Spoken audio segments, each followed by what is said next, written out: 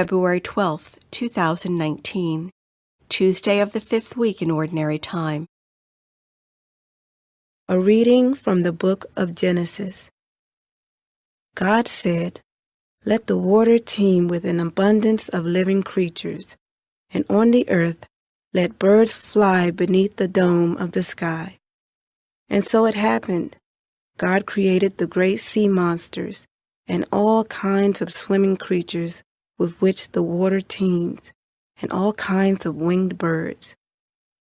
God saw how good it was, and God blessed them, saying, "Be fertile, multiply, and fill the water of the seas, and let the birds multiply on the earth." Evening came, and morning followed, the 5th day.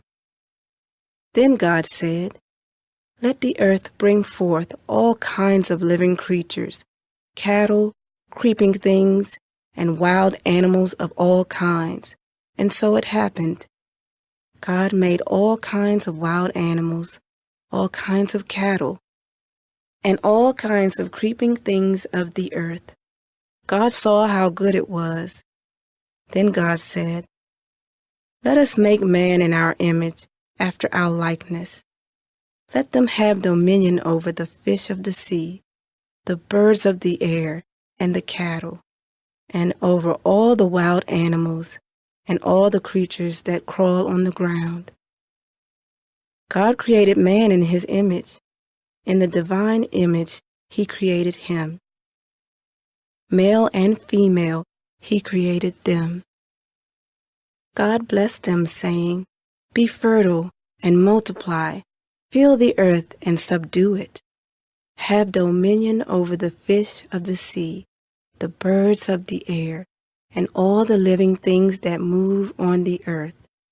God also said, "See, I give you every seed-bearing plant all over the earth, and every tree that has seed-bearing fruit on it to be your food, and to all the animals of the land, all the birds of the air, and all the living creatures that crawl on the ground, I give all the green plants for food." And so it happened. God looked at everything he had made, and he found it very good. Evening came, and morning followed, the 6th day. Thus the heavens and the earth and all their array were completed, since on the 7th day God was finished with the work he had been doing. He rested on the 7th day from all the work he had undertaken. So God blessed the 7th day and made it holy, because on it he rested from all the work he had done in creation. Such is the story of the heavens and the earth at their creation. The word of the Lord. Responsorial Psalm. The response is, "O Lord our God, how wonderful your name in all the earth. When I behold your heavens, the work of your fingers, the moon and the stars which you set in place, what is man that you should be mindful of him, or the Son of Man that you should care for him? O Lord our God, how wonderful your name in all the earth. You have made him little less than the angels, and crowned him with glory and honor. You have given him rule over the works of your hands, putting all things under his feet. O Lord our God, how wonderful your name in all the earth.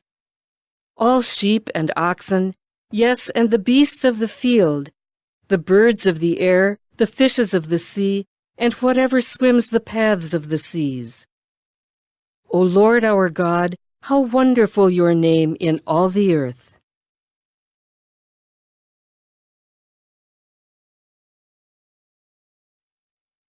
A reading from the Holy Gospel according to Mark. When the Pharisees, with some scribes who had come from Jerusalem, gathered around Jesus, they observed that some of his disciples ate their meals with unclean, that is, unwashed hands. For the Pharisees, and in fact all Jews, do not eat without carefully washing their hands, keeping the tradition of the elders. And on coming from the marketplace, they do not eat without purifying themselves. And there are many other things that they have traditionally observed.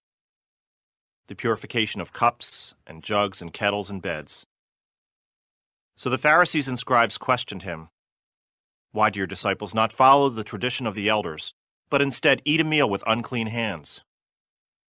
He responded, "Well did Isaiah prophesy about you hypocrites, as it is written, 'This people honors me with their lips, but their hearts are far from me. In vain do they worship me, teaching as doctrines human precepts.' You disregard God's commandment, but cling to human tradition." He went on to say, "How well you have set aside the commandment of God in order to uphold your tradition. For Moses said, 'Honor your father and your mother,' and whoever curses father or mother shall die.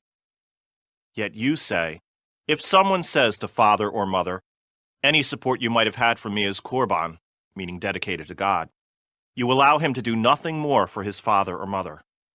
You nullify the word of God in favor of your tradition that you have handed on. And you do many such things." The Gospel of the Lord.